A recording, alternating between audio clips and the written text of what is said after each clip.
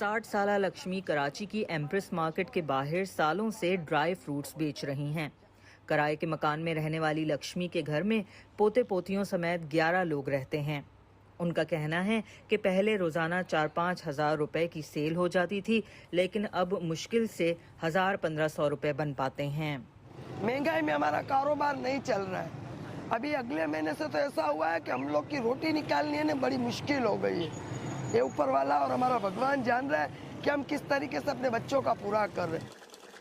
کمانے والا ایک ہو یا دو، مل کر بھی اس مہنگائی کا مقابلہ نہیں کر پا رہے۔ انہیں اس قدر مجبور کر دیا کہ اپنی تینوں بیٹیوں کو پرائیویٹ اسکول سے اٹھا کے گورنمنٹ اسکول میں داخل کروا دیا ہے، جہاں ایجوکیشن مفت ہے۔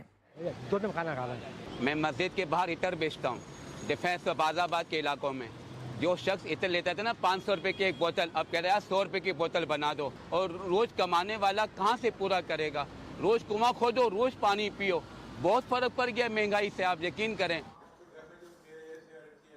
مہنگائی نے لوئر اور مڈل کلاس کی کمر تو توڑی ہی، لیکن اس سے ویل آف فیملیز بھی نہیں بچ سکیں۔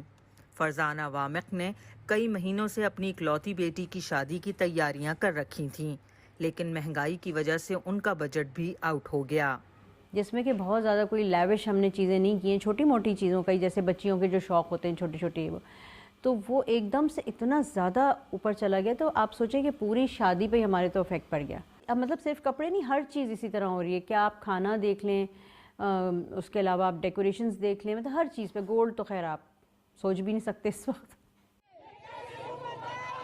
مہنگائی نے لوگوں کو سڑکوں پر نکلنے پر مجبور کر دیا ہے۔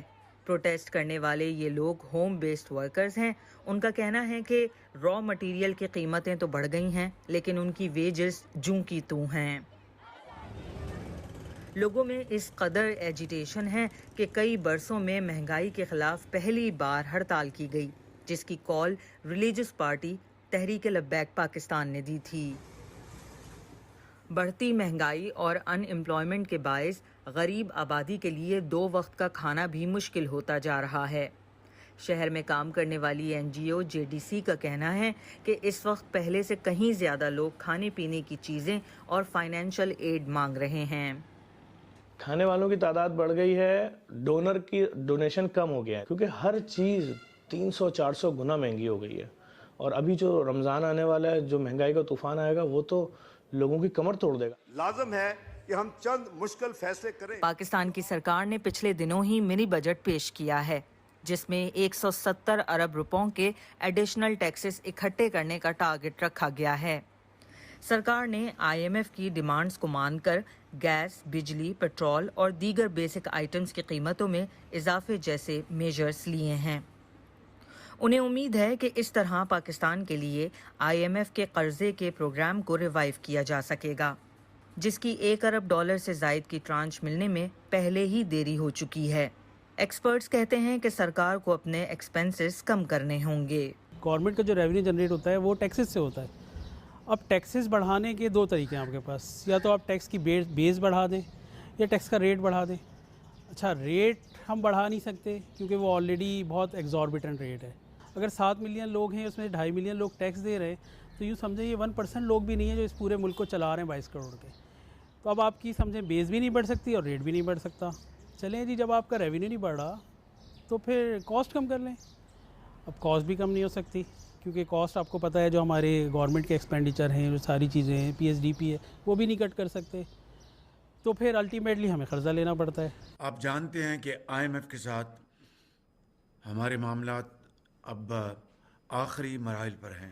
پاکستان میں کئی بار حکومتیں یہ اعلان کر چکی ہیں کہ وہ IMF کے پاس نہیں جائیں گی، لیکن ہر حکومت کو IMF کی مدد لینا پڑتی ہے۔ وہ آتے ہی کہتے ہیں کہ آپ اپنی ایکسپورٹس کو بڑھائیں، اور ایکسپورٹس بڑھانے کا ان کے پاس ایک ہی طریقہ ہے کہ ڈی ویلیویشن کریں۔ ڈی ویلیویشن کرنے سے ہمارے ایکسپورٹس 90 کی دہائی سے اب تک کبھی نہیں بڑھی ہیں، امپورٹس مہنگی ہو جاتی ہیں، اس سے ہماری کاسٹ آف ڈوئنگ بزنس بہت مہنگی زیادہ بڑھ جاتی ہے۔ IMF سے جب بھی قرضہ لیا گیا، اس سے پہلے مہنگائی میں اضافہ ہوا۔ یہ بیسیکلی ہماری اپنی لگائی ہوئی ایک پود ہے جو ہم ان کے سامنے رکھتے ہیں کہ سر دیکھیں یہاں سے اتنے پیسے جنریٹ ہو سکتے، یہاں سے اتنے جنریٹ ہوں گے، یہاں سے، وہ کہتے ہیں ٹھیک ہے۔ ये करके ले आओ और हमारी किस्त ले आओ। तो ये साइकिल इस तरह उस वक्त तक चलता रहेगा जब तक हम कर्ज़ा लेके इसको खाते रहेंगे। पाकिस्तान इस वक्त मुश्किल दौर से गुजर रहा है, जहां पिछले साल सैलाब ने लाखों किसानों की फसलें डिबो दी और गंदम और चावल की कल्टीवेशन ना हो सकी। दूसरी जानिब हुकूमत और ऑपोजिशन में खींचातानी जारी है और तीसरी तरफ इकॉनमी है। हुकूमत को उम्मीद है कि अमेरिका, दोस्त अरब कंट्रीज और IMF से बेल आउट पैकेज मिल जाएगा, लेकिन एक्सपर्ट्स कहते हैं कि स्ट्रक्चरल रिफॉर्म्स ज़रूरी हैं, वरना कोई भी मदद टेम्परेरी रिलीफ साबित होगी।